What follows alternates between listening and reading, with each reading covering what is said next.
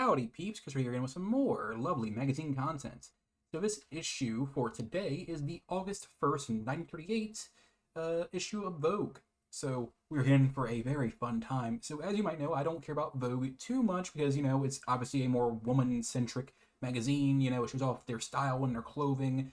But, it's something light, and I'm like, you know what? It's pretty late, so I have to be a little bit quiet. But let's do some Vogue. So let's zoom in a little bit. Get a good read action going on. Beatrice, I cannot read cursive. I'm going to be completely honest. Proud look of lynx. In our opinion, the most dramatic, dramatic fur news in Paris. Prodigal use of blonde lynx, paling from a heart of gold to mist white nimbus. Immediately launched by famous fur salon and lavish coats that take an important place in the August collection, now complete to make early selection possible. I'm gonna be real, these ladies are wearing some complete drip right now. Guidepost to the silver autocracy. Oh wow, that's not a word we use too much here in America. Well, we do, but for other reasons. But yeah, I'm reading Vogue while drinking Capri Sun, because why not? Let's give her this one because it looks a little mid. Alaska sealskin. That sounds horrible. Portraying Alaska sealskin. Prophetically, I'm gonna word that wrong. But newest, most tempting of this year's fur fashions blossoms forth in Alaska's sealskin. Velvet smooth, incredibly supple, flowingly alive. This is the designer's fur of furs. Here in Paris, in Raven Black or deep toned safari brown, Weber Better furs are sold. Okay, I'm sorry. I was just so dumbfounded by the idea of seal fur being sold. Fashion life. Ooh, the dog mode of Vogue. Look at these good boys and good girls. Saliham Terriers, Skye Terriers. Ugh. Okay. Let's get a little zoom action here. Sorry about that. An Afghan heads. Okay, we need to see that one. There is always the magical charm of the Afghan. Even when Moses was a baby and the Sphinx was a symbol of a bright green land, the Afghan sat on the throne with Egypt's pharaohs. Though back in the dimness of time, several thousand years ago, a scholar might be quibble over the architecture of the pyramids. It is agreed that the Afghan is the dog mentioned so often in the Egyptian hieroglyphics. I said that wrong.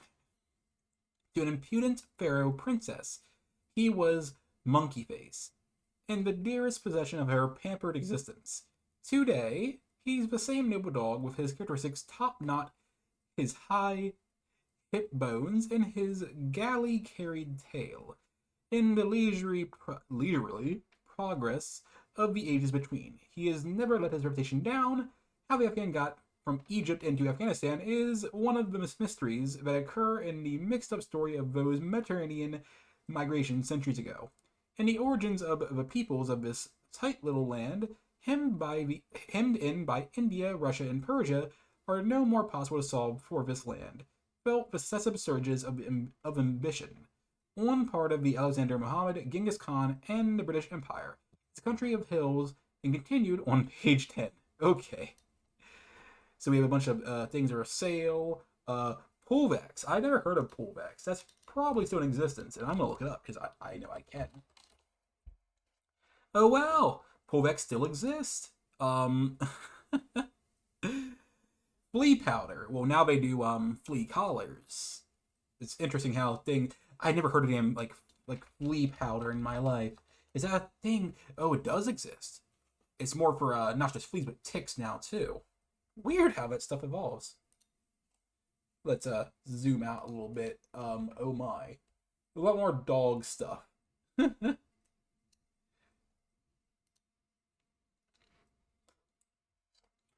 And an income of your own by selling subscriptions to Vogue handsomely. British tradition distinguishes guard white star. Okay. Some propaganda we are seeing here because certain wars would happen, guys. Yeah, it's no big deal. It'll be over in just a year's time. We can talk a little bit more. This is stuff that I don't really care about. Um, Marymount colleges, as always, there's always these weird ads for schools and such. Like, is that still a thing in magazines? I have not read much like modern magazines, so I don't know what's really in them currently. I've been stuck on the old day magazines. Here we go, some more drip. Express yourself. In fashion by Charles Amour, created of a crown-tested rayon fabric. Huh. Who is Charles Amour? I'm always intrigued by such things. I'm like, okay, it's always fun to see this stuff, and I'm like, are these guys big even now? Of course they're long dead. I was curious if they had a lasting impact on our society, if you will. Okay, here we go. This looks so freaking cool. Some good. Well, I don't know what the hell's going on right here. Like what is this nub? And the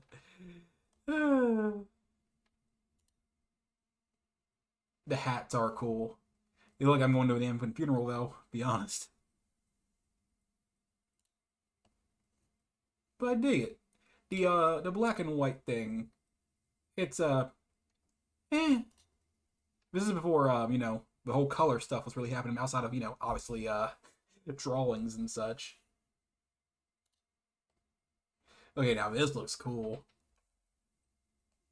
The Hunt of the Unicorn. I'm gonna read this one. I'm intrigued.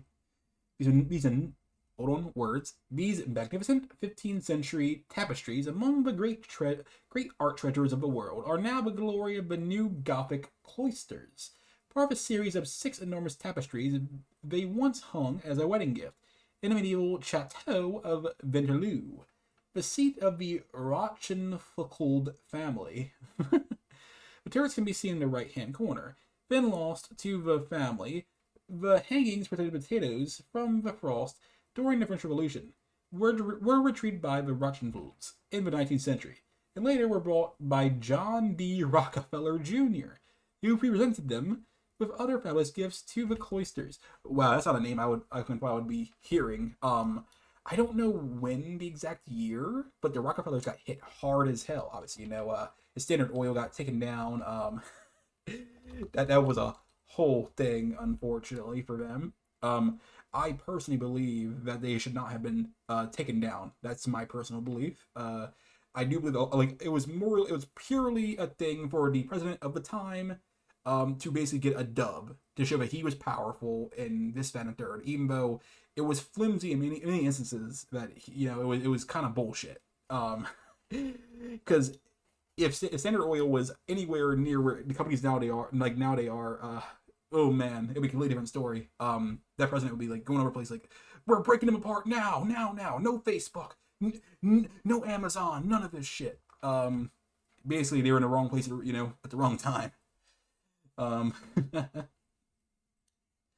addition to forming a picture of a typical hunting party of the Middle Ages, tapestries are a symbol of marriage, consummation, as well as an allegory of the incarnation of Christ. The beautiful white unicorns, austere and noble, could, according to fable, only be subdued by a virgin.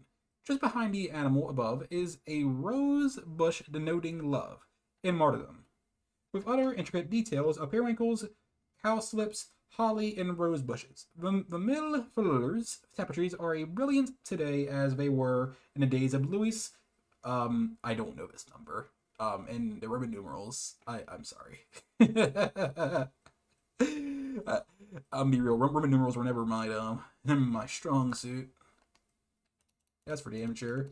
Oh man, these are some really good drawings. Man, the Vogue content is yeah, I would say a lot more of other content I do, but Vogue is really not my strong suit. Clothes are not my thing. But it's important to cover Vogue, at least for like to talk about its art, the clothing. I won't be in detail though, because I'm not a woman and I don't really understand a lot of the things they wear. Oh, dude, Look at that drip in the background. Okay, this is for wedding attire, obviously. I like the circus. I do too. Hey, Skipper. And it's I guess an ad for boats. Okay, we can read this one.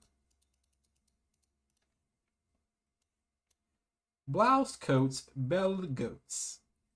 Coats, the blouse above the belt, and coats that sweep loosely from shoulder to hem. These are coats Paris is talking about. First, berry blouse coats of gray wool, its back fullness clipped, and with a gray wool belt, inverted tux mold, it look hard at those black Persian lamb gauntlet sleeves.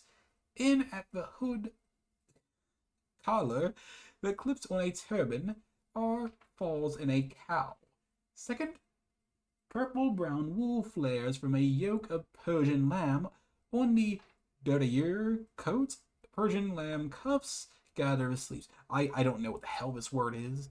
I'm gonna say it wrong, and I'm pissed off like a bunch of French people. That's what I'm certain. First, all the fullness of his black wool top coat from Manbotcher bills out to the back.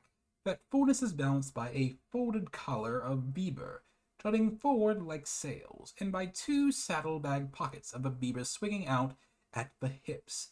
Second, like a Forster's lumberjacket, Manbohers, black wool coat blouses and back, and there's a seam around the waist, and hips to increase the resemblance. The collar, sheared softly like upholstery, rolls down to a double-breasted front. So that's what I'm trying to describe here. It looks nice. Do I think it's worth killing all those animals for? Not particularly, but they're gonna die one day, right? I guess. That's a dark way to put it, but eh. Good Capri Sun. Okay, tinge of gold.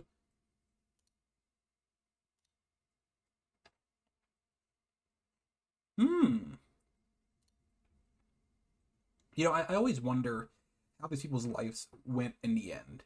I imagine a number of people who go into magazines, as models and such, they end up going into showbiz to some degree.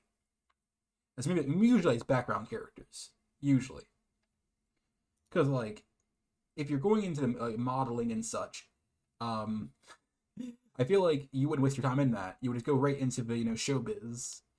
But yeah, hey, this is me. I mean, I'm not built for that life. That's for damn sure. I would get stage fright immediately. Let refreshing double mint gum keep you cool. And okay, I see that pun. I see your pun. I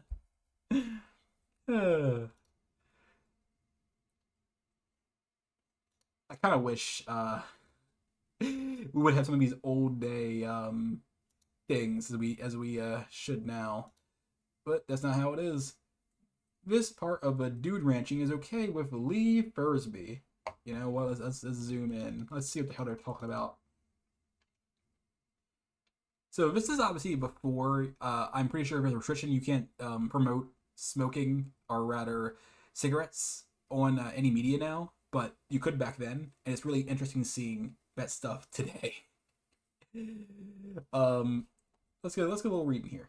Looks mighty pleasant being host at Malibu Dude Ranch and starting yes, Betty Campion and Alice Carver on the trails, but ask Lee Fursby about the endless, exhausting task of keeping 35 restless dudes busy, amused and fed. You bet Lee has a favorite cigarette, and above, he tells Miss Carver why it's a preference with a reason. Okay, buddy. But what you don't see above is the tough, nerve-straining side of keeping a busy dude ranch going. Lee Fursby got to have steady nerves. He smokes Camel cigarettes. He finds Camels are so mild that they never get on his nerves. Okay.